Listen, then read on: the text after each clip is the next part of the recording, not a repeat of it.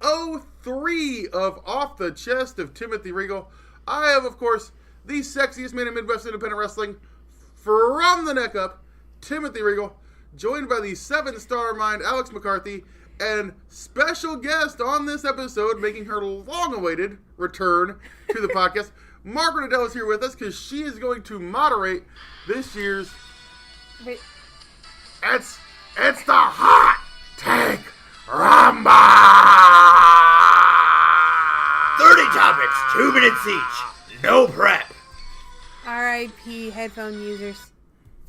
Look at the freaking sound bar on the podcast. Looking at the audio readout. I'm so sorry. Sorry if you're wearing headphones while you're listening to this, folks, but that just had to be done. So we had about 10 different people send in questions, and everyone sent in a ton. So going through them was a little bit hard to pick and choose. There was a lot I wanted to include, but so. If you should at least hear one question if you sent one in, one question that you sent in. I got at least one from everyone. Thank you everybody sending one in. We were absolutely. I'm not gonna lie, we were a little worried because I sent you a message this morning and said, "Hey, harass people." They were slow coming in, but thankfully this morning, everybody's up. They're excited. It is full exposure. Royal Rumble Day. We're recording. It's Sunday. It's Royal Rumble Day. It's about It's actually approximately 1:15 p.m. So we're just a few hours away from the start of the 2019. I think we're gonna drop this thing as soon as we're done. And yeah, we're gonna edit and post this, so you guys are gonna hear it if you're on your way to your Rumble party. We're gonna try to get this out so you can listen to it. Okay, so you get 2 minutes to talk, and then you hear that's done. Even if you have one last comment, you can't. We got to move on. Why is she glaring at me? Does she remembers last year? Because last year we went way too long because all y'all had to add on one last thing. 2 minutes. 2 minutes and done. If you want to get a piece of paper to jot down what you want to go in long form about on another episode, that's fine. But 2 minutes. Margaret's never watched PTI. This is going to be an hour long as is. Even if we stick exactly to time.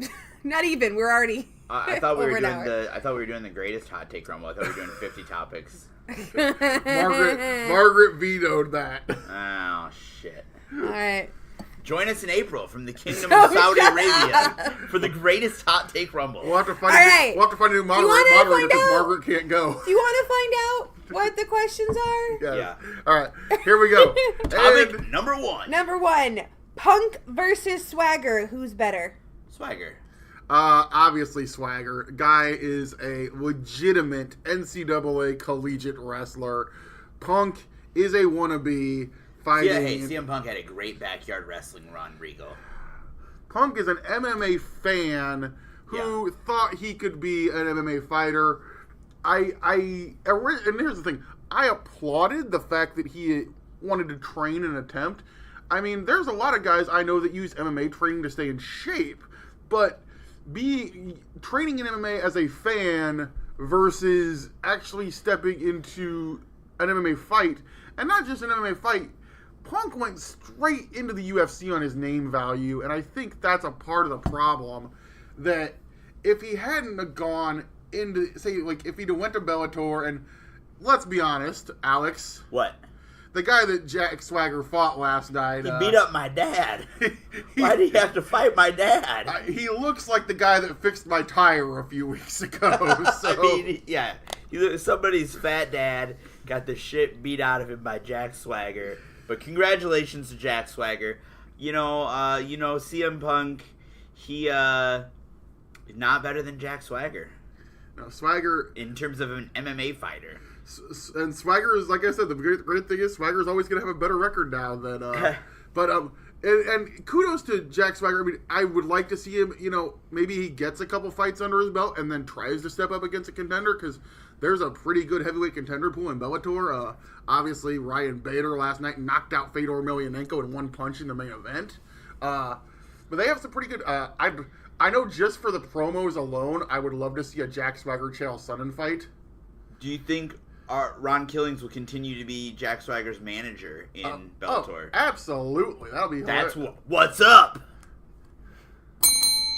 I was Okay. trying to time it with the what's up. Not quite, but there. All right, next up, number 2.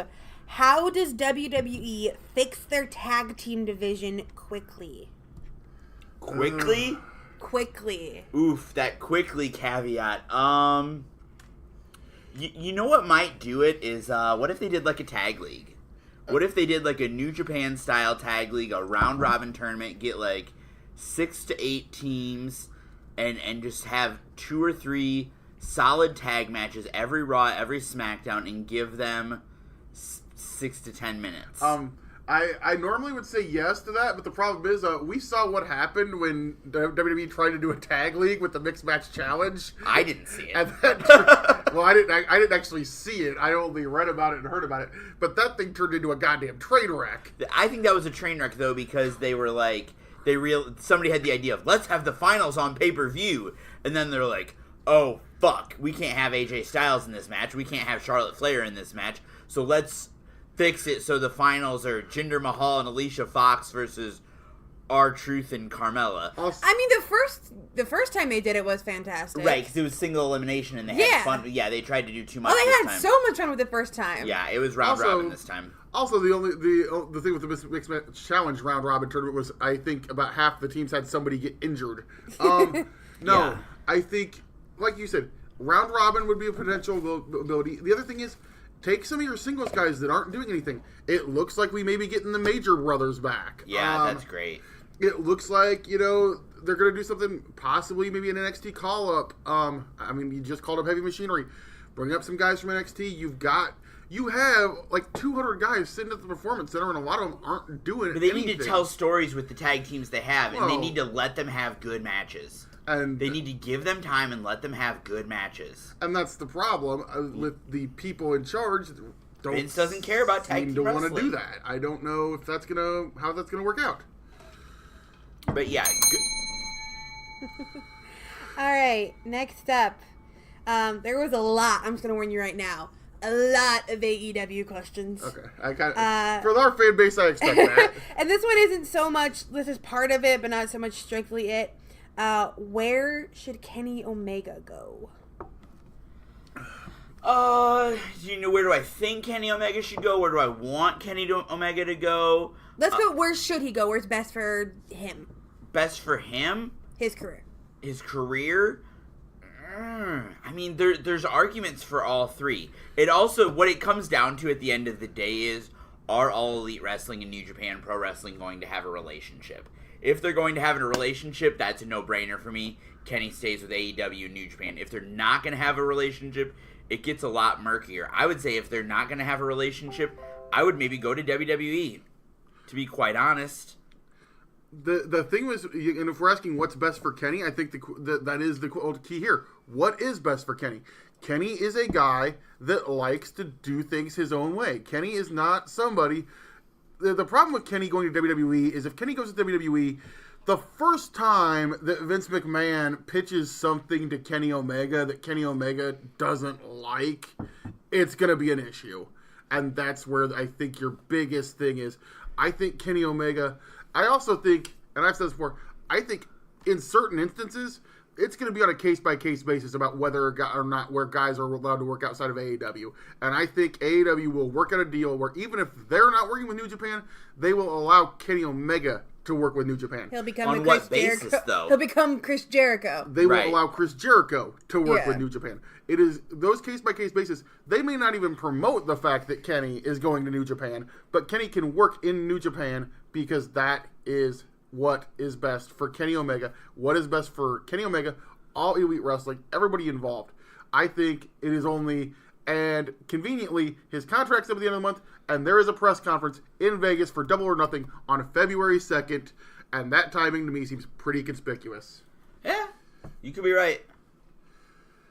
You guys are getting really good at timing this. All right. This one I'm only saying because I know Alex has hard opinions on this. Hard opinions? I'm judging by what we talked about last night. Okay. Is Matt Riddle the flavor of the moment, or can he really become a top star in WWE? Matt Riddle is going to be the top motherfucking star in WWE in 2 to 3 years, and if they don't know how to make that happen, they need to pull their heads out of their fucking asses and just shut the goddamn company down. So that's he what I has meant. so much charisma. He is a great wrestler. Matt Riddle is fucking incredible, and if you don't see that, you're a fucking Okay, so here's the deal, and this is what I'm going to say. Triple H himself, and I urge people to listen to the conference calls that Triple H does before every takeover and after every takeover, because you do get certain things, because he does take legitimate questions from the media, and you get things out of him that, you may not normally get. He said, straight up, point blank, that Triple H believes Matt Riddle has a just natural charisma about him. He said everything that guy does, even whether, if it's just being at the PC, just going around, just doing whatever, there is a natural charisma about Matt Riddle that you are focused on everything that the guy does.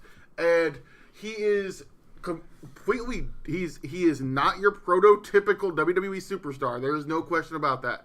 But with the charisma that he has, I'm not as militant about it as Alex, but I do believe in a couple of years, this guy is going to be one of the guys at the top of the company, and I'm hoping I get to see matches with him and AJ Styles.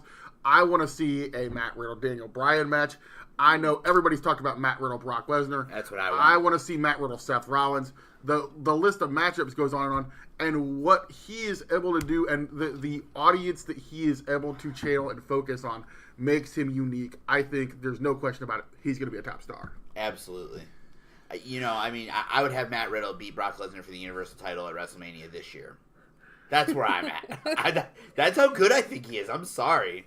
I said I don't think we're going to go that far, but I don't think I told you hard opinions. All right. Do you think CM Punk will sign with AEW?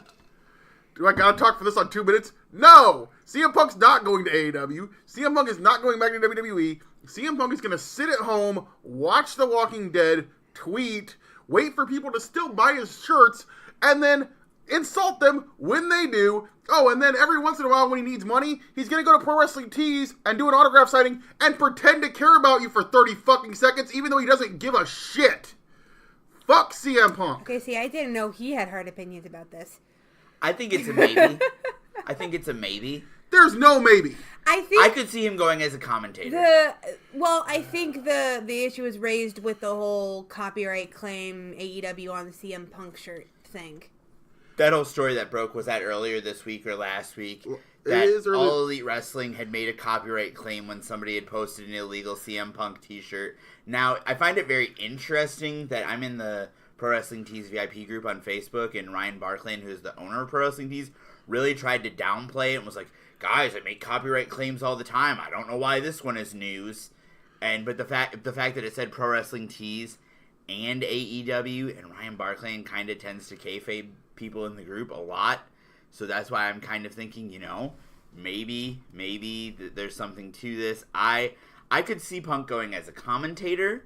I could see him going as a commentator. I could see him doing a match. I think it'd be a draw. As much as I'm not crazy about the guy anymore, and I know Regal, I kind of get the impression that maybe Regal isn't a big fan of the guy anymore. Maybe. I think he'd still be a draw. And I think there are a lot of people that talk shit about him right now, that the second he announced his return to wrestling, they would be singing a different tune. Fuck CM Punk. That's the tune that you're going to hear from me. We'll see. Oh, wow. Okay. No, I like this one. Okay. Speaking of t-shirts, will Regal get sued by Seth Rollins for using his likeness to sell t-shirts without his permission? Is that Seth Rollins on that t-shirt? We don't actually. Can we? I see definitely Seth don't think it's Seth Rollins. I see Regal's face. That guy was allegedly. That guy was Tyler Black. Was it Tyler allegedly. Black though? I mean, we could have recreated that picture. With a random actor. Yes, we could have hired a model. We recreated that picture a couple weeks ago in our photo studio here at the... we made a picture with you. That's me, actually. Yeah, that's me doing the moonsault. Could be Margaret. We don't know. This is not does kind of honestly look going to like be Margaret. 2 minutes of you two working. Is it? You want the serious answer? I'll give you the serious answer. Seth Rollins is making enough money that I hope that he really doesn't I don't care. see Seth Rollins going after us. I could see someone eventually saying, hey, take that down. And if that happens, I hope we sell a whole bunch of fucking t-shirts beforehand. If anybody tells us to take it out, it's not going to be Seth Rollins. It's going to be the company he works for. Right. And I don't think that's going to happen either because we if are they small care enough. about our pissant T-Public store, then they can fucking... Now, but what you need to do is in case that does happen, you need to buy that shirt now. And you need to buy a Puro Regal shirt, and you need to buy a Slam Fam shirt and a 7-Star Mind Academy shirt. Buy our merch in case we get sued. We need to lawyer up. We can't afford it right now, but if you go and buy our merch at tpublic.com/user/SlamFam Wrestling Network, you can make sure that we have enough money to hire the best lawyers money can buy to defend from big corporations like WWE. I'm going to hire Clarence Mason. When is a Margaret shirt coming out? When is the Margaret? You got to come up with a design. No, I want the Margaret, the... Margaret? Yeah. Margaret! And then it just says what on the back. Margaret, what? That's the Margaret shirt we need. And it needs to be in the style of a book We got to put a cover. picture of you on it, though. Why? Sex sells. Okay. Moving on. We need a Margaret Adele book cover t-shirt. That's Yeah. Do you think Kurt Hawkins and Zack Ryder will earn the tag team titles and end Kurt's winless streak? That'd be one hell of a WrestleMania story. I've made that comment. I actually think I may have tweeted that out last week. That when they came back, I'm like, is this how Kurt Hawkins finally breaks his streak? Is they get a tag team title match? And Because he went all of 2018 without winning a match. And they miraculously, Kurt Hawkins actually gets the pin. I'm super excited. Obviously, these guys are. And I think it plays. It helps that everybody knows Kurt and Zach are best friends in real life. Absolutely. They do a podcast together. They do a web show together. Literally all about wrestling collectibles. How do I get a job where WWE pays me to do whatever I want and not be on the payroll and not actually do anything? And you can literally just do a show Right, where you go to random toy stores in cities and go and buy rare wrestling figures. How do we get that gig? Yeah. But I think, Revival versus Major Brothers match at WrestleMania, even if it's on the pre-show, to see Kurt Hawkins get that first win, that would be a great story, a story that I would love to see happen in 2019. Do I think it's going to happen? Probably not. I don't have a lot of faith, but it'd be Major cool. Brothers, I was at a SmackDown show in Moline right as 2 weeks after they debuted as the Edgeheads. I think I was at SmackDown in Moline. Yeah. I was at that one too. And so I've been a fan of Zach and Kurt for a long time. Friend of the show, Pickle, Snake Eyes Mike Andrews, actually went out to dinner with Zach and Kurt. So wow. And actually called me and wanted me to go, but I didn't get the call. I got a voicemail like an hour later. It's like, did he invite them to our show at the Call Building? This was 2000. Oh. Why didn't you see that coming, Regal? Regal, come on. You got to put 2 and 2 together, brother. Never mind. And on that note, what companies will be the casualty of AEW? I said a lot of AEW. From where I'm sitting right now, the company that I would be most worried about, and I hate to say this because I think that the show actually has been great and they've made strides, but the problem is I still don't feel like anybody's watching it, is Impact Wrestling. Yeah, if there's a casualty, I could see there not being casualties, but Impact is also doing a great job of, it seems like, paring down their spending. And they keep going to the same places. I'm guessing they have great deals at these buildings because they keep going to them. Sam's Town Casino in Vegas, and they keep going to Mexico City, and they've got that relationship with AAA. I could see them surviving. I could see them scaling down a lot and not being I don't see them trying to be the number 2 or number 3 anymore, but just getting to a point where they're surviving, because it seems like Anthem is paring down the budget a lot, and I think if anybody can keep this company alive, which should be their goal at this point, just keep the thing going, don't try to compete, just keep the thing profitable, I think it's Don Callis and Scott D'Amore. And the other thing I'll say with that, and this is what a lot of people don't realize, is their international TV deals make them a lot of money. Now, what could hurt Impact more than AEW is if WWE uses Sanjay Dutt's connections to build a performance center in India. That could hurt Impact more than AEW. Which I think that is one of the main reasons Sanjay is there. Also, Sanjay has great ties in the UK.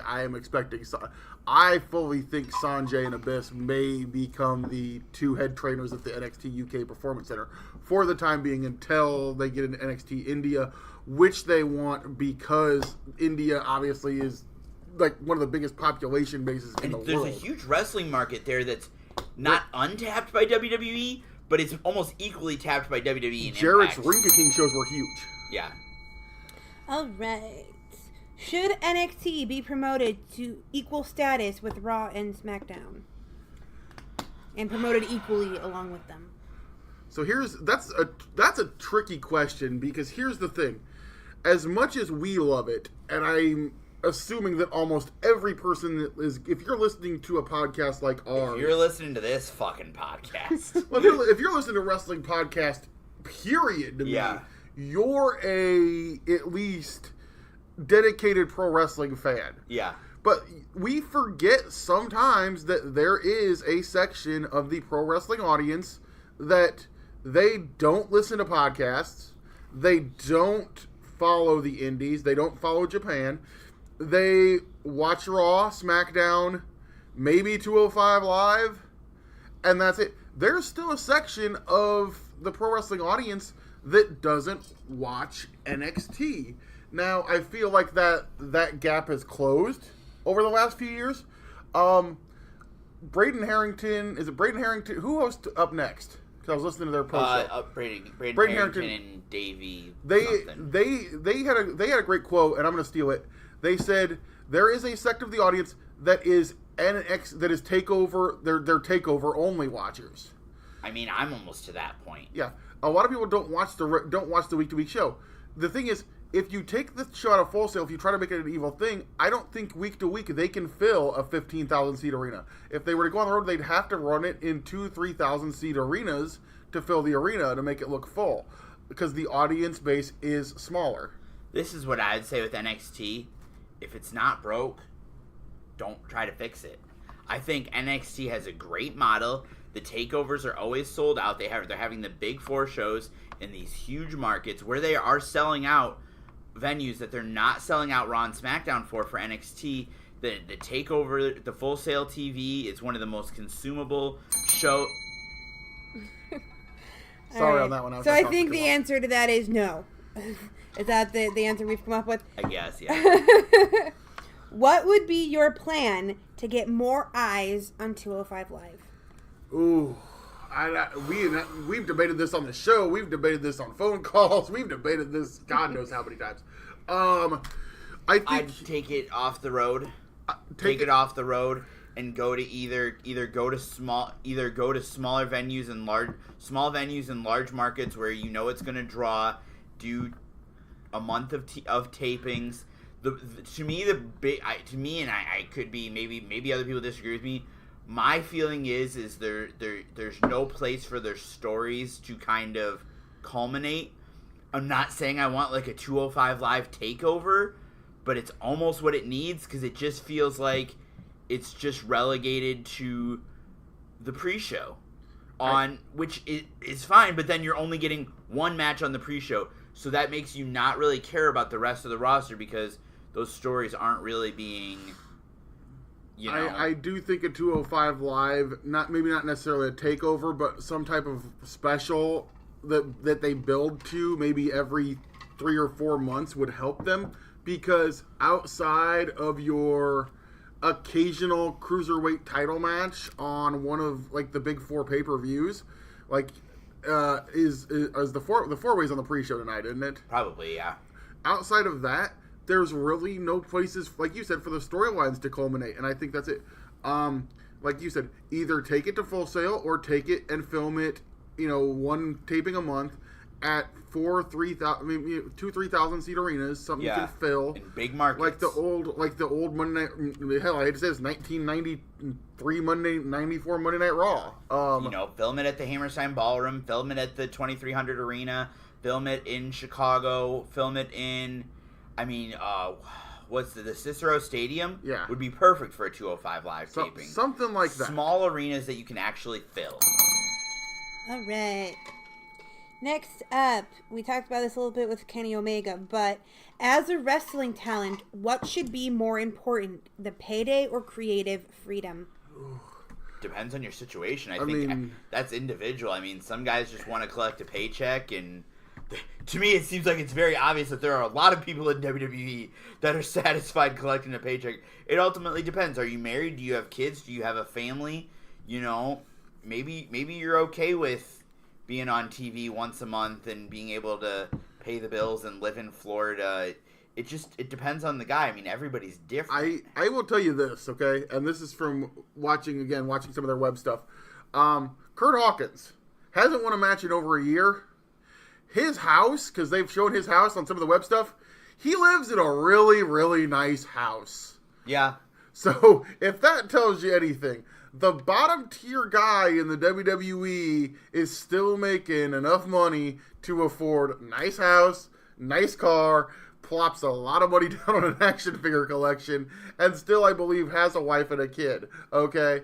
So, there's a certain thing of money, and I will always, and I know, again, my 38 years of watching, 30, not 38, but 36, whatever, years of watching wrestling, and smart mark infected brain now. As a little kid, nobody said, hey, I want to go wrestle in front of 1,000 people on an Impact taping. Every little kid in my generation said, I want to be Hulk Hogan. I want to slay a Andre the Giant in front of 93,000 people at the Pontiac Silverdome. But then you have someone like Sami Callihan, who seems a fuck ton happier doing things his way on the indies than he ever was in WWE. And again, I think to me, it depends on the person. I don't think there's one right answer for this, because there's some people that would rather be middle class, making a living wrestling and being able to do whatever the fuck they want. And there's some people that would rather collect a paycheck and just do what they're told occasionally. Kenny Omega, the ultimate example of that right now. All right, next up. Is WWE overreaching or oversaturating the market with so many new shows and brands? I'm going to say no. And this is what I'm going to say.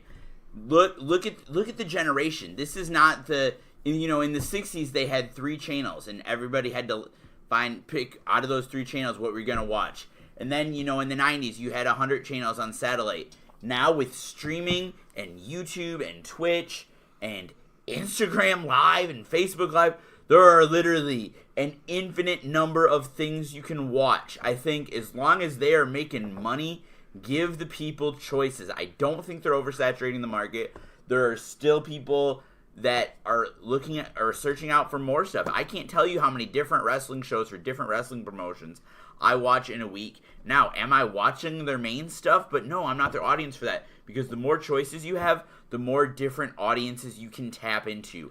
I don't think they're oversaturating the market. Maybe I'll be wrong, but I think this is just the society that we live in, where there are infinite choices for content, and I think that's a good thing. WWE, with the network, they're always going to want content for that network. And, it started with NXT, essentially, from being one of the, that was going to be the showcase show of the network, was the fact that, we were going to be, NXT is where American wrestling fans, because you used to essentially, people forget this, when NXT started, when Seth Rollins was NXT champions, you had to bootleg that on YouTube. Yep. To see it. And then the network started, and you got NXT on the network. Then they said, okay, we're going to do this Cruiserweight Classic tournament. That launched 205 Live. Then we've had 2 Mae Young Classic tournaments. Then they said, well, what's next? Global localization. Okay, where do we start? We start in the UK. NXT UK Championship Tournament. Pete Dunne, Tyler Bate, the guys who, there's a thriving UK indie scene, and now they've tapped into that. And now they've got this entire other brand across the pond. then, more globalization. I think there's always going to be that hardcore niche market that's going to want this programming. Okay. This one... Does it seem like the 2 minutes are getting shorter? It's because the topics are getting bigger. Is she kayfabing us and going? I let you go actually a couple seconds longer on that one. She let me finish because I can see the clock. You want me to stick tight to the 2 minutes? I can. This is, y'all said you knew what this was referring to. Thoughts on the Saints-Rams no-call debacle from the NFL? All right, this is my pitch. Triple threat Super Bowl. We play 6 quarters. Each team plays against another team for 2 quarters. The team with the most touchdowns win. I think the Saints got screwed. I think it was a bad call. It was the worst no call in NFL history. And, I'm going to quote Killer Kowalski. If it's on TV, it's a work. The NFL is a fucking work. And if you don't believe that, I've got a bridge in Brooklyn to sell to you. It's just, isn't that the saying? That's close to it. That was the worst no call in the history of the NFL, and this is coming from a guy that's also been a football fan almost as long as he's been a pro wrestling fan. So, yes, that was the worst no call in NFL history. However, that did not make the Saints completely blow the fucking game, people. Hey, this question was asked by a Saints fan, so just watch it. What? How do you know? Because I know who asked it. Okay, I didn't know who's a Saints fan. So, but no, I hate to tell you, it did affect the game flow, but I don't think it necessarily did entirely affect the outcome of the game. It was the New Orleans screw job of 2018. 2019. The Saints screwed the Saints. God damn it. Jesus. No, I do like.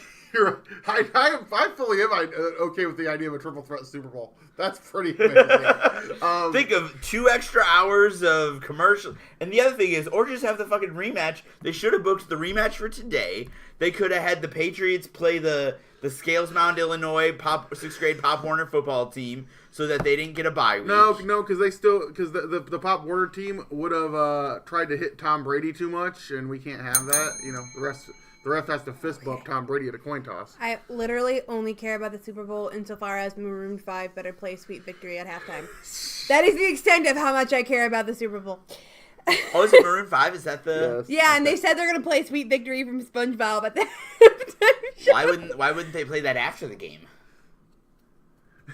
I can't. How are you going to have a victory at halftime? I'm not going to... Okay. Favorite match of 2018? Oh, God. I know what mine is, but... You go first. Gargano versus Almas. There's a lot there. Gargano versus Almas is one. For me, obviously, it's Kenny Omega versus Kazuchika Okada from New Japan Pro Wrestling Dominion. They went 98 minutes, 2 out of 3 falls in what was a work of art in a professional wrestling ring.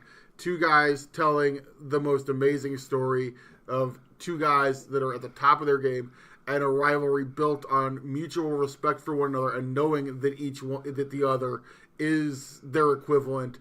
Each guy bringing the best out of the other man, and just having this match that was brutal and just back and forth for 98 minutes. And the story of, Kenny had 2 previous attempts to try to take the title and he couldn't do it, but with Kota Ibushi, his golden lover, by his side, he wins the IWGP Heavyweight Championship, and it's a beautiful story. Now, you go.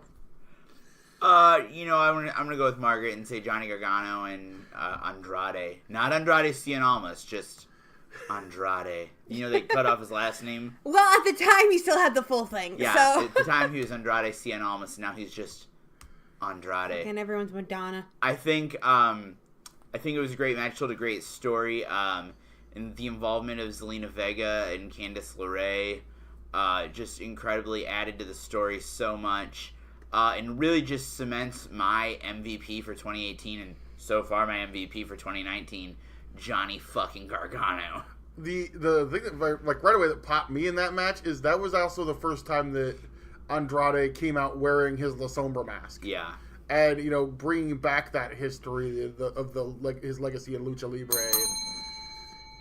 All right, can we all just think about how sad it is that the best match happened in like January last year, and it may have already happened last night. Yeah. All right. Oh, we're halfway through. Who needs a main roster call up the most? Who needs it? I'm gonna go ahead and say it. Aleister Black. Aleister Black, because I don't think, and I know people are gonna get pissed off at me for saying this. And I know I was arguing with motherfuckers on the internet last night about this. There is not anything left for Aleister Black to do in NXT. I don't think he's connected in NXT the way that they expected him to. I think if you put him on the main roster and you give him all of the bells and whistles of an Undertaker or a Bray Wyatt, I think... With a better win streak? With a better win streak, yeah. I think he... well, the win streaks don't get better than the Undertaker, but I think he can be the guy. Whether you move him to Raw or SmackDown, or I actually also pitched maybe move him to NXT UK. I would not put him on 205 Live because I do not think he'd fit with the aesthetic there. He's gotta go. He's gotta get out of NXT. There's nothing left for him to do there. And I think he's just, and I'll say this again, I think the first time things went wrong for him is when they had him cut a promo. Once he lost that mystique, once he had spoken, I think that my connection with him changed, and it was not as strong. Well, Alex just took up about 3/5 of this topic, but just that's like okay you have because, on multiple topics so far. Well, I was gonna say that's okay because for once on this one, me and you are 100% in agreement. It's Aleister Black, Aleister Black, and then I would throw. The only way they called up the other guy who I would have a few weeks ago, I would have said EC3, but because he wasn't doing anything. But yeah, no, the answer is Aleister Black. If I had to pick anybody else, I'd say Velveteen Dream. James Close. I don't trust him on the main roster. I'm worried they're not going to use him properly. He's one of the ones like a No Way Jose that I could see them screwing up on the main Completely roster. screwing it up, Yeah. but I hope not because I think the kid's a star. I will say this much, though. I love how Aleister is a part of the Save Johnny Gargano's Soul storyline. That makes me smile. I just love that. That's my favorite storyline. All right, this one is... Oh, I don't know if you can do this in 2 minutes. Okay. You are making a 3-wrestler stable. You must use one talent from Raw, SmackDown, and NXT. Who would you pick, and what would it be called? Go ahead. You first. Okay. I'm gonna go with... I hate you. Shit. 2 minutes might not be enough for this one. Seth Rollins from Raw. Mustafa Ali from SmackDown. Ooh. And Johnny Gargano from 205 Live. And the stable's called We're Really Fucking Good at Wrestling. Oh, yeah. That'll get over. That's the best I can do in 2 minutes. I don't know. I'm going to go Tommaso Ciampa. Okay. Okay. Andrade Cien Almas. I'm sorry, Andrade. Andrade. Yeah, God, get it right. And Dean Ambrose. It's called We're All Fucking Crazy? Essentially, that's kind of the gimmick I'm going with here. Although Andrade doesn't, I don't know that he fits that crazy. Andrade would be the one. Andrade would be the one calming influence, and the gimmick is Tranquilo. The gimmick is Andrade and Zelina are controlling the other two completely batshit insane sons of bitches. Would it be called Los Ingobernables de WWE? Essentially, that's kind of where I was heading without actually saying it. Then Alex actually just had to say it. No, essentially it'd be Los Ingobernables, where you have the one guy who's Tranquilo, and he's got the two minions that he basically controls because they're completely insane, which. If you've ever seen Los Ingobernables de Japón, but they haven't played Ambrose as truly insane in a while. Well, but I mean, still, he's kind of just quirky these days. I want a 6-man tag between our two stables. That'd be a really fucking good match. He's wearing a Bane mask, and he did a promo while he was getting vaccinated, so he's still crazy. You haven't paid attention. That to still Raw in a just while. seems quirky to me. The other. I was gonna cover you gotta think. LIJ. They've got Naito. They've got a guy who wears a skull mask, and I'm just saying, yeah, he got vaccinated. Oh, he's crazy. All right. Next up, will Maven ever get a second chance in the Rumble, seeing as how he was never eliminated in 2002?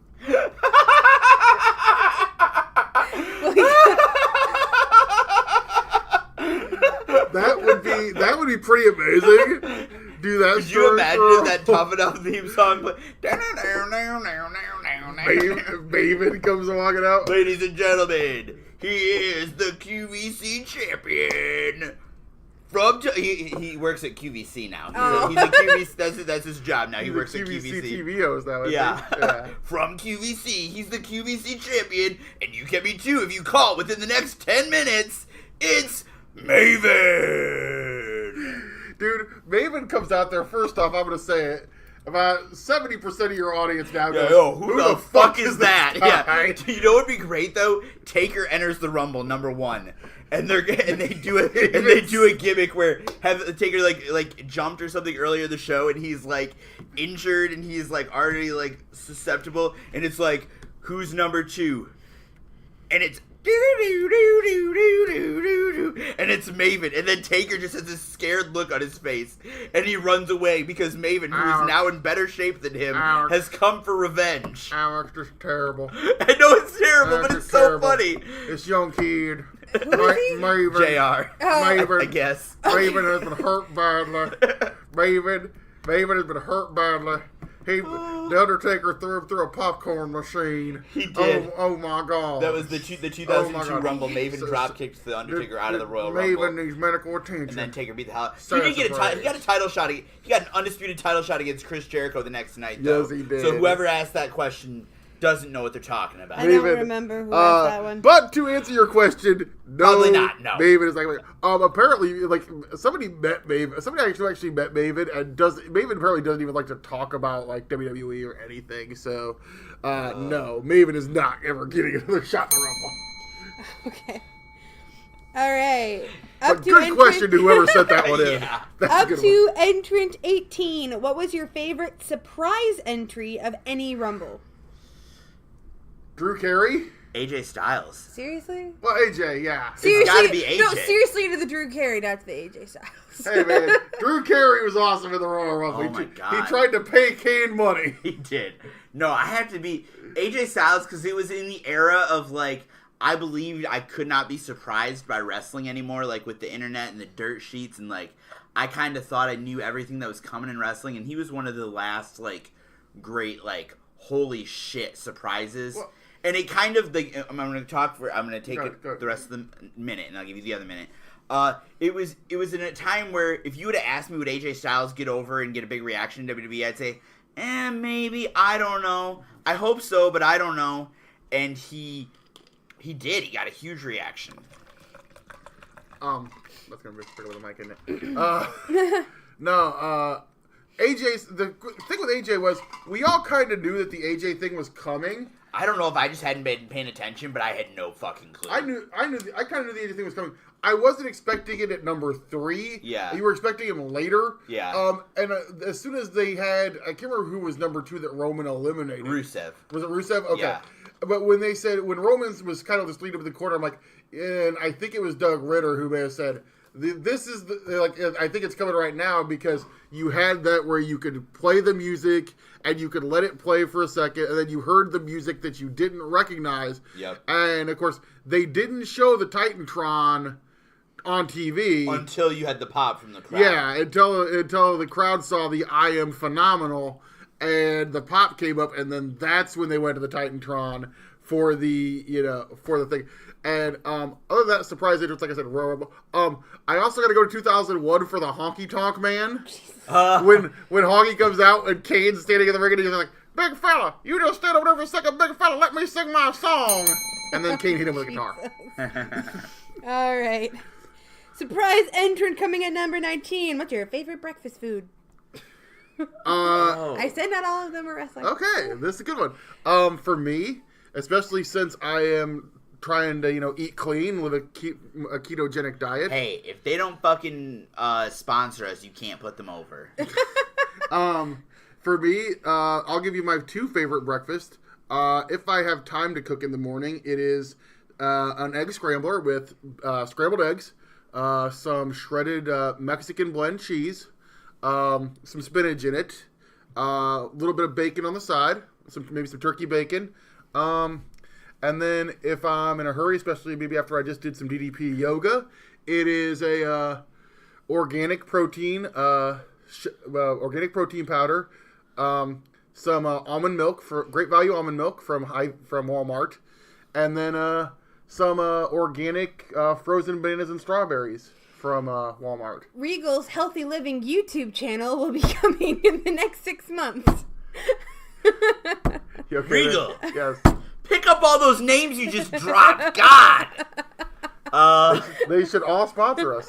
My mom makes this really good breakfast casserole. It's got like a layer of like biscuits at the bottom or croissants at the bottom. Then it's like eggs and ham and bacon and shit, and it's really good. I don't usually eat breakfast.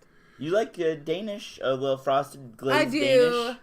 I do. I like unhealthy things. If you are in a hurry and you just happen to be in downtown Davenport, I will give a shout out to our good friends down at 392 Deport. You can stop in place for. Is expensive as hell. Hey, you can stop in for a coffee and. It's not very wrestling-y. Doesn't matter that it's owned by Danishes. They have excellent They have a breakfast panini that's to die for, or they have an amazing toast menu. You can get avocado toast. You can get fruit toast. Definitely go check out at 392 Deport. They should sponsor us too. Just because Seth owns it doesn't mean you have to plug it. Pick up all those names you just dropped. All right. Will CM Punk be in the Hall of Fame in the next 10 years? Yes. Why do you people keep asking me questions about CM Punk? Half of them rather CM Punk or AEW. It was kind of very focused. Okay, next year in the Hot Take Rumble, no, John G, Angle, whoever, Gary Freeland, Doug Rat Ritter. No. You just call him Rat Ritter? Doug and Matt Ritter. What do I not know about your life, Matt Ritter? If that's your real name. No, Doug and Matt Ritter. Thank you to everyone who is saying those questions. Next year, and then just by saying this, I'm going to get 80 questions about CM fucking Punk. Don't send me questions about CM Punk. Fuck CM Punk. He's an asshole. He's a piece of shit. I don't want him anywhere near a professional wrestling ring. What was the question again? Will... Wow.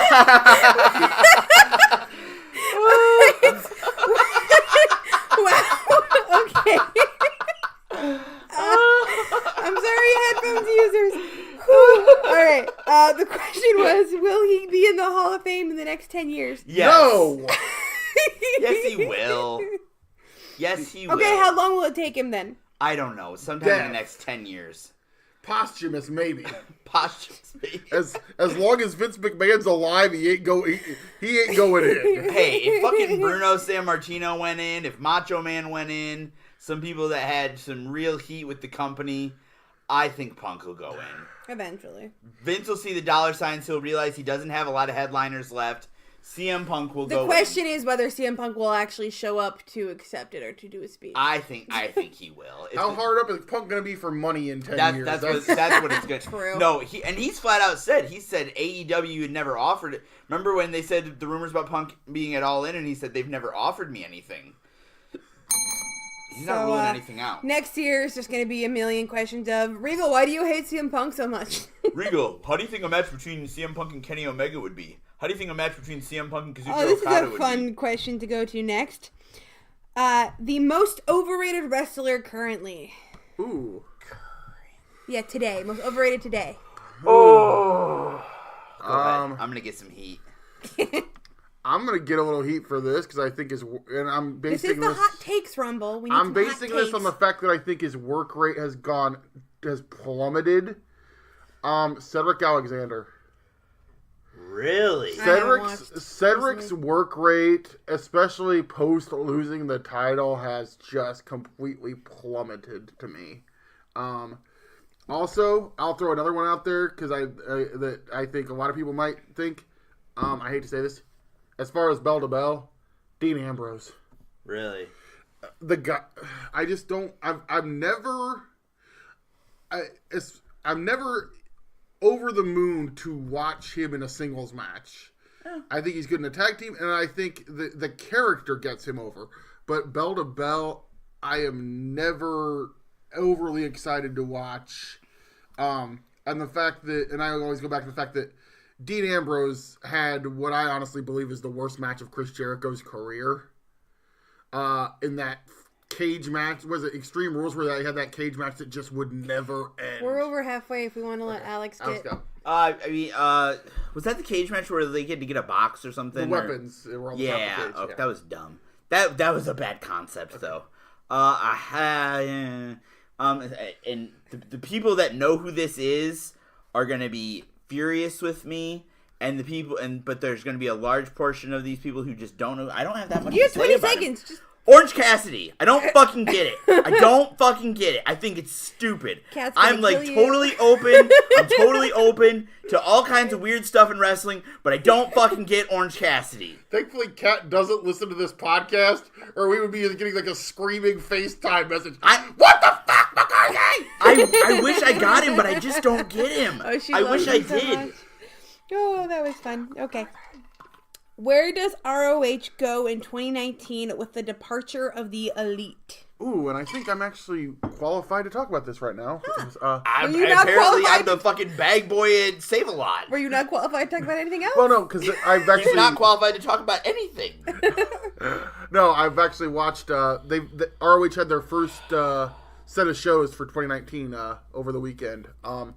And...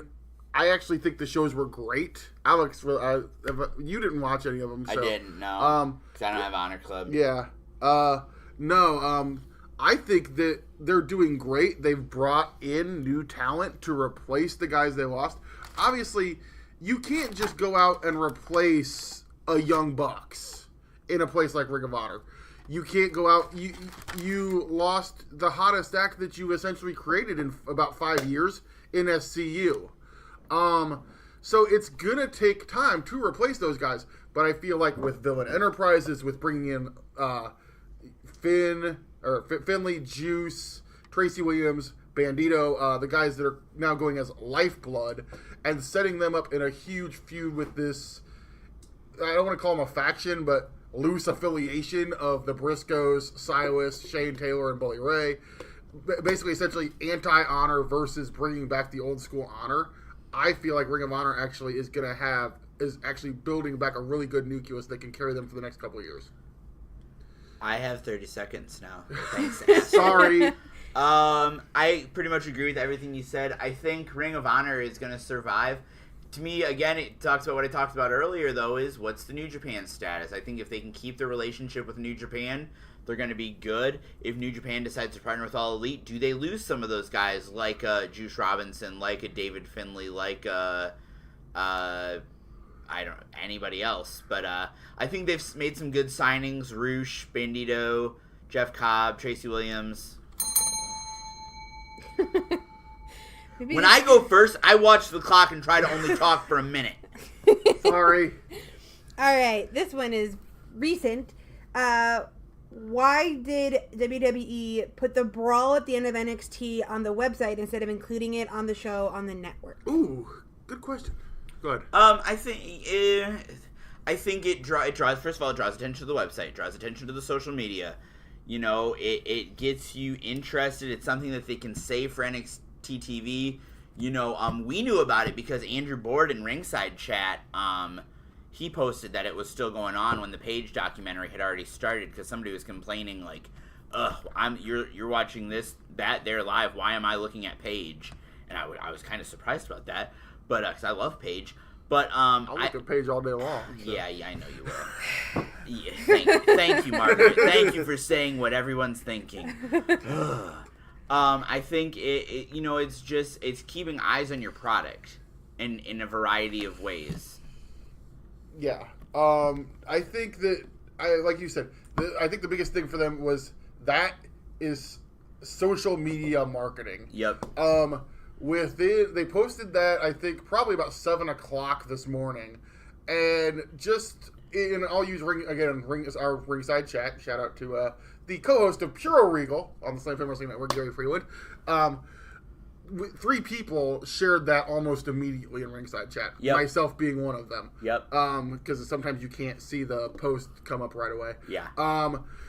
So that is essentially that instantly to that hardcore fan base that NXT caters to. That instantly goes viral, and everybody's checking out that clip, and that raises their YouTube hits, that raises their Facebook hits, which makes them advertising money. And then, obviously, like I said, most likely you're building to maybe a main event of the next taping, which I believe is Wednesday. You could do the 6-man tag gimmick. I threw out the wild card. What if we're getting the first ever NXT Elimination Chamber Mania weekend with 6, because there's 6 guys? That'd be pretty crazy. I think, but yeah, either way, more than anything, viral social media marketing ploy. All right. Up next, what's next for Kushida? I see what you did there, whoever sent that question in, because what's next for Kushida, I believe, is NXT. He is, and I think he is a guy you could slot right into 205 Live, and he's a guy that could move the needle on 205 Live because he has that built-in fan base.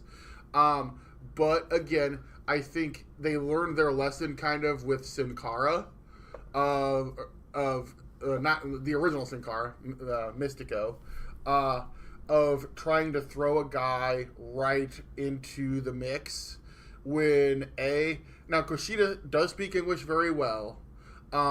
So I think he has the ability to do it, but the one thing that we've learned that they take, one of the main reasons they send guys to NXT now is a guy like Kushida has never had to learn how to work to a hard cam, never had to cater his entrance to the ring specifically to a TV product. There are little things, and we've heard guys like Finn Balor talk about this, that there were things that they had to go and learn that they did not know. So I believe AJ even said in an interview that if he could go back and do it over, he wishes he would have gone to NXT for a little bit first.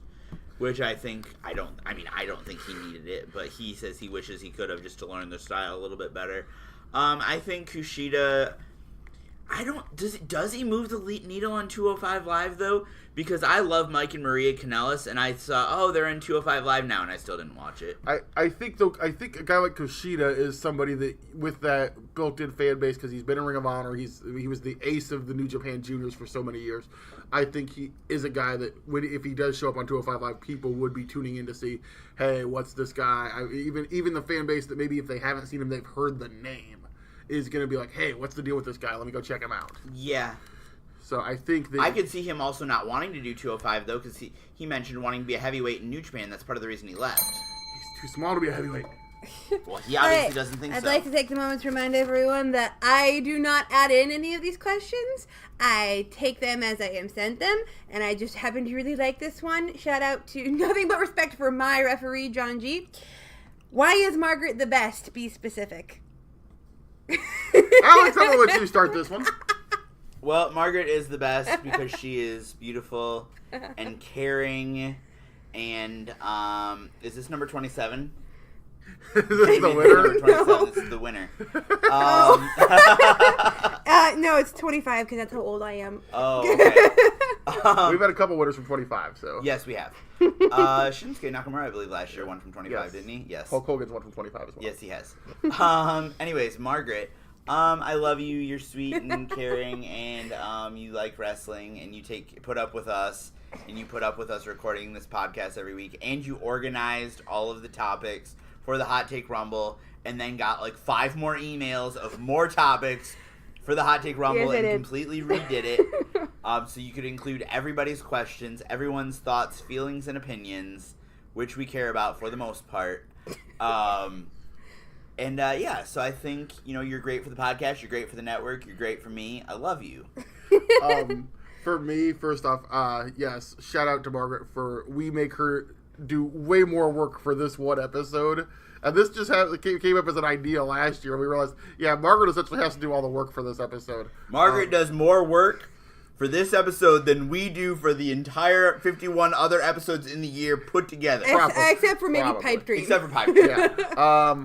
No, but from a personal standpoint, like I said, Margaret is great. She's awesome. She married the other guy.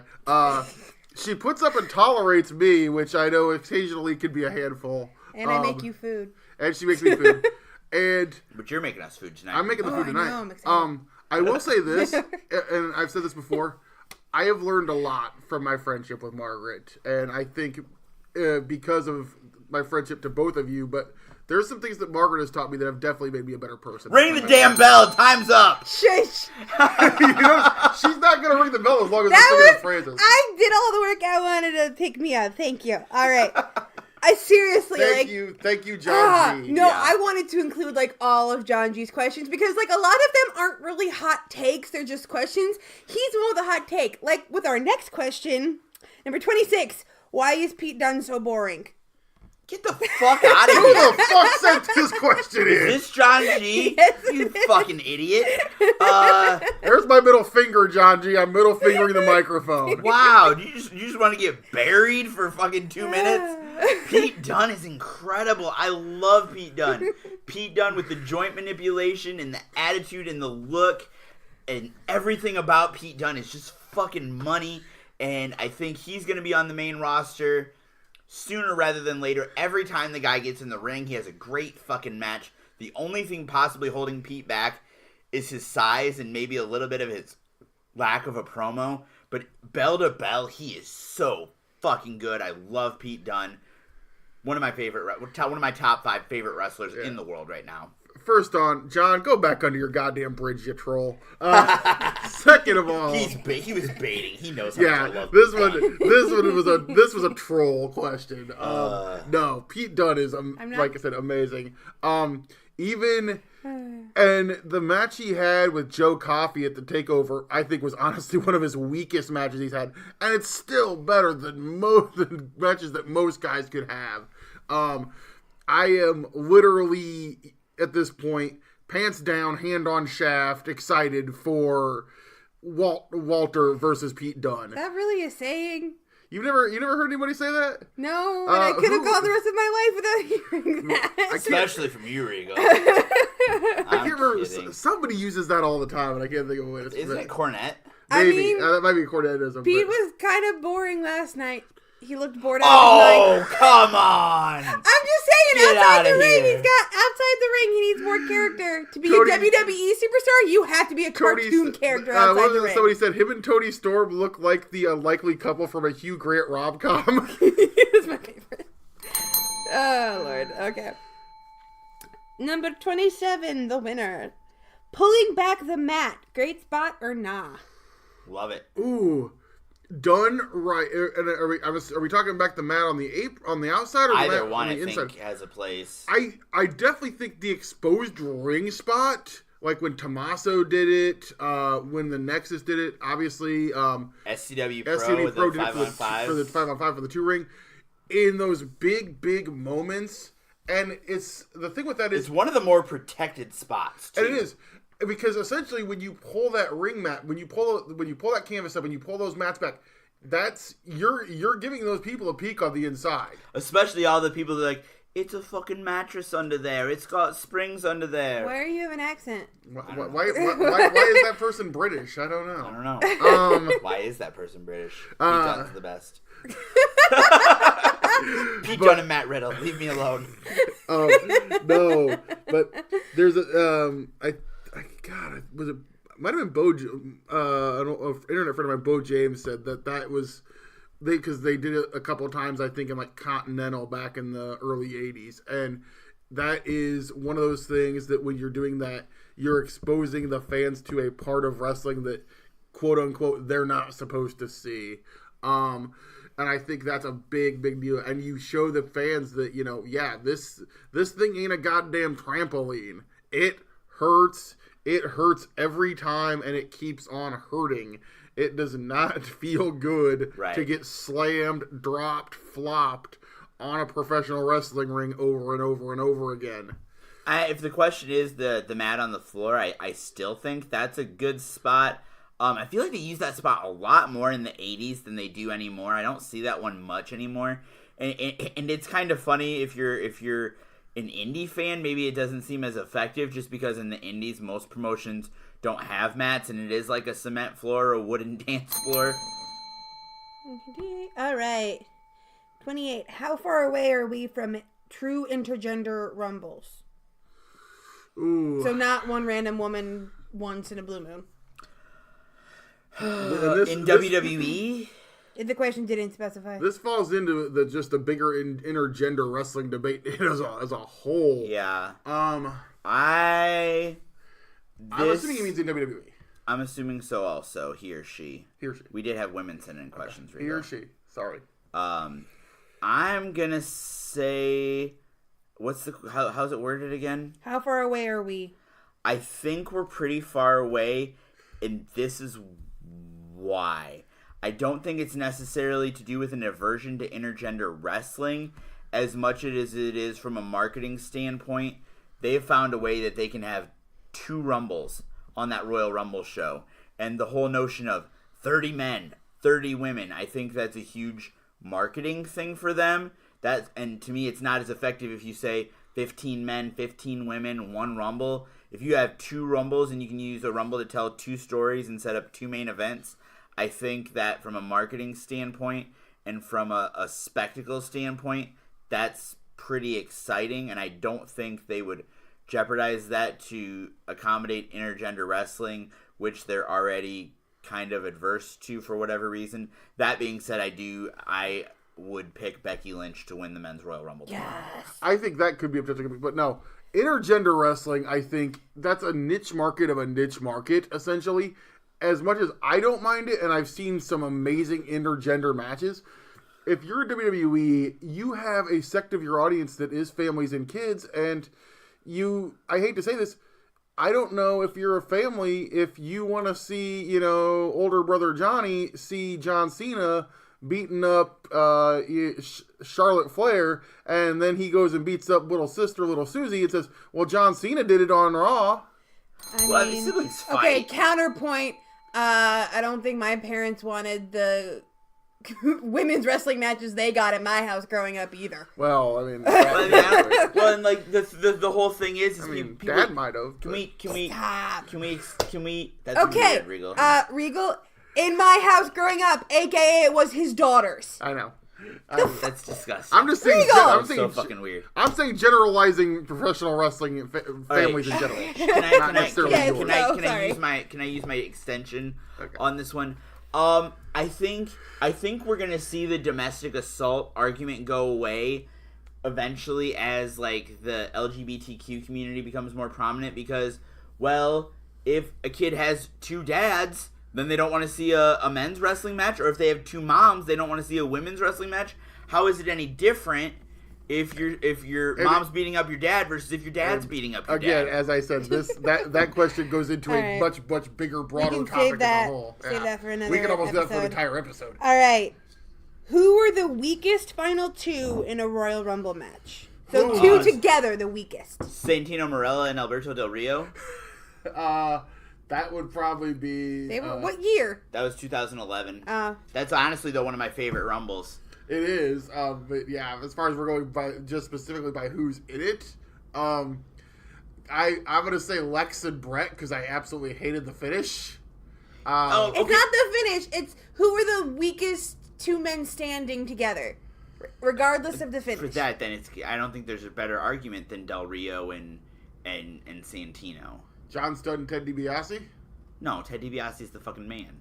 Ted DiBiase is a bigger fucking... Ted DiBiase on his own is a bigger fucking star than Alberto Del Rio and Santino Marella put together. Alex has so many opinions I'm this time. trying to come up with something to fill this topic because I think you're right, but I'm trying to just debate who was in the final 2 with Sheamus the year he won? That might have a... Wasn't it Roman? Was it Roman? Or no, it was Cena. Yeah, so Sheamus last eliminated Cena. Because I was trying to think. This is what I was trying to think of, and the answer is probably either Hacksaw Jim Duggan or John. Who was in the finals with Hacksaw? It was Hacksaw and Brett, wasn't it? Weren't Hacksaw and Brett the final 2? I think so. It was Hacksaw and Bad News. No, Hacksaw and One Man Gang. Okay, One Man Gang. That might be it. That's probably it. and I always I'll just, since we got 30 seconds, I'll say this for the 88 for that 80 was it 87 or 88 was the first Rumble. Yep. That Rumble, that was a TV special. Yeah. They did not know what the Rumble was going to become yet. And you watch that Rumble, obviously Hogan and Andre do a contract signing that night. They're not in it. A lot of your top names aren't in that Rumble match. I don't think Savage was in that Rumble match. It was kind of basically they threw mid-card guys out there because they didn't test the concept. And they had tested the concept, I think, in Philadelphia a few weeks before, and the crowd did not take to it at all. They didn't get it. Right. So they weren't sure it was going to be a hit. Can you imagine a world where the Royal Rumble is not a hit? Oh, God. I can't imagine. Can you imagine a world where the Rumble doesn't exist? All right. I don't want to. Exactly. I already have an answer for one We of would never this, show but it's this a week. two-part question. Who will be the breakout male and female stars of 2019? So one per, and there's a right answer for one. The female is Bianca Belair. Correct. Because Because she already broke out. She broke out last night. the male breakout, I'm going to say Mustafa Ali. Really? I kind of consider his breakout 2018. Yeah, it kind of was. But I could see him cementing his spot as a main eventer in 2019. Again, the answer is Bianca Belair for the women. Right.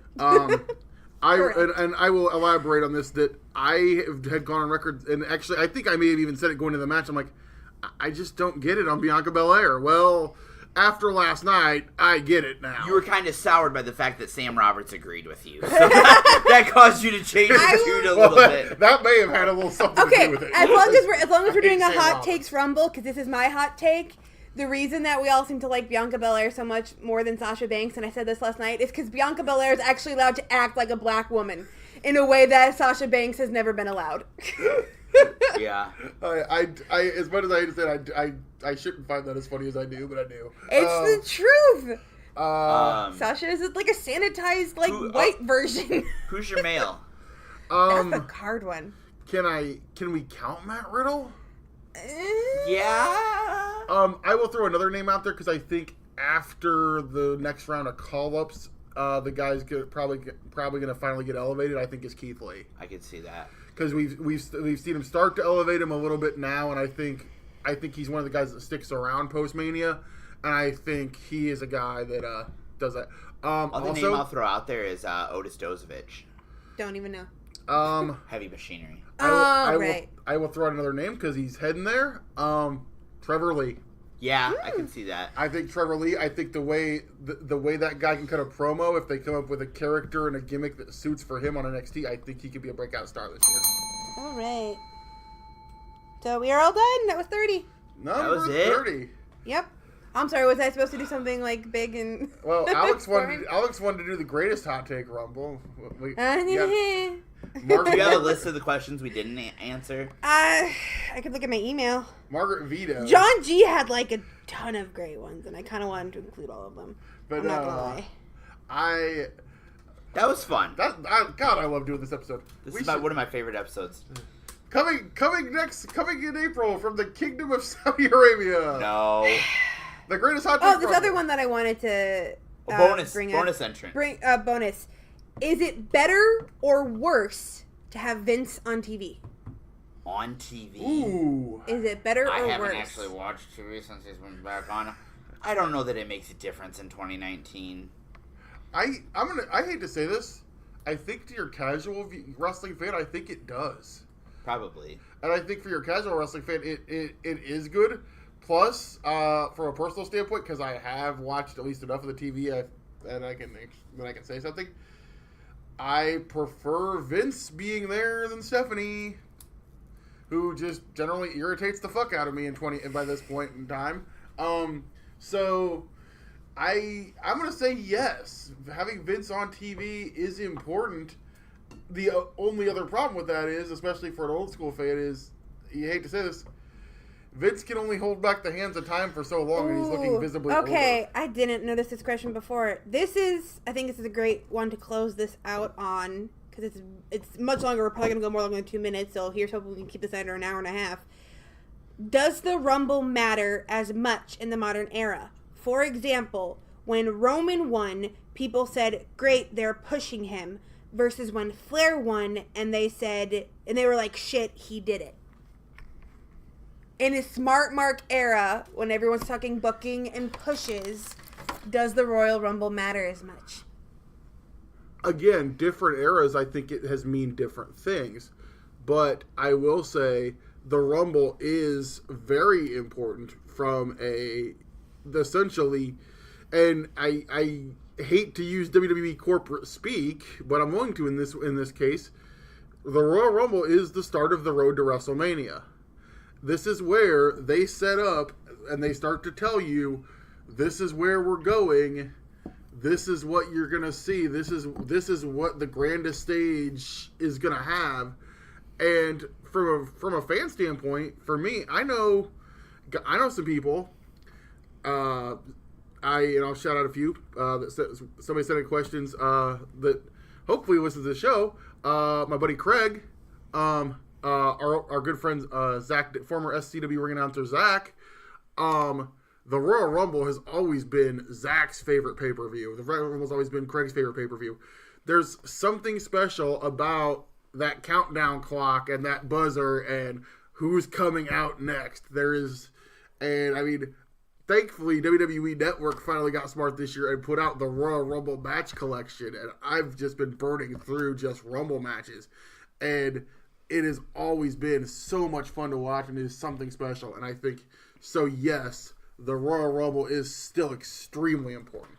I think the question more pertains to is it important for the winner of the match? Yeah, because haven't they done the statistics, maybe like only half of Rumble winners will actually win the title in their match? The numbers have gone down the last few years. What I'm going to say to that is I think, and I hate, and you're going to you might get pissed at me, and I don't, this is the hot take Rumble, so who gives a fuck? I think last year proved that it doesn't mean as much as it did. Because Shinsuke winning did not make him a main eventer. Well, they also put him in the shittiest feud as a result of it. I agree. But look at the Women's Rumble. That was perfectly done. Was it, though? Because Asuka was insignificant afterwards. The match itself was great. The match is always good. I'm talking about, is the Royal Rumble as a catapult to main event star status, does it mean as much as it used to? Well, I could also argue that for the women example, they undermined the match immediately after. That's bad booking. That's not that itself is bad, because immediately, remember, Asuka wins, music hits, Rousey comes out. Yeah, they undercut her literally from seconds after winning. So I would say that's not an inherent problem in the Rumble in the modern era. That's a problem with their booking. Rousey should have been 30. I loved having Trish. But Rousey, if they wanted to do it, Rousey should have been 30 to actually make it count instead of just undercutting the winner 30 seconds after it happened. I mean, if Rousey would have been in the Rumble last year, she would have won. They weren't going to put Rousey in and have her lose in her first match, the Rumble. But so we can argue that the issue isn't that it's inherently not working in the modern era. The issue is that they're not using it to the power that it used to. Yeah. But then again, somebody would argue that it doesn't have the power it used to have in a 2-title era, and I don't know how I feel about that. I'm kind of inclined to agree. I don't think it's a 2-title era. I think it's, and granted, now that you have 2 Rumbles, this is more. But because you're not really competing for the title. In truth, you can get a shot at the title any other day of the year. You're competing to get an uppercard spot at WrestleMania. Right. That's what you're really competing for in that. Right, but then the next month somebody wins a 6-man elimination chamber and gets the same spot. That's the hard part. Yeah, that's what I'm saying. In an era where there's more than one WrestleMania main event, and really, I mean, if they're booking things the right way, there are at least 4 WrestleMania main events this year. Each men's title and each women's title. So what does it really... It doesn't mean what it used to main event WrestleMania in this era. I mean, I think it still means... It's still the goal. Right, well, not even main event, having a WrestleMania moment, which could be... And honestly, maybe really. this is something that'll happen when, Hunter gets more control and Vince kind of steps back.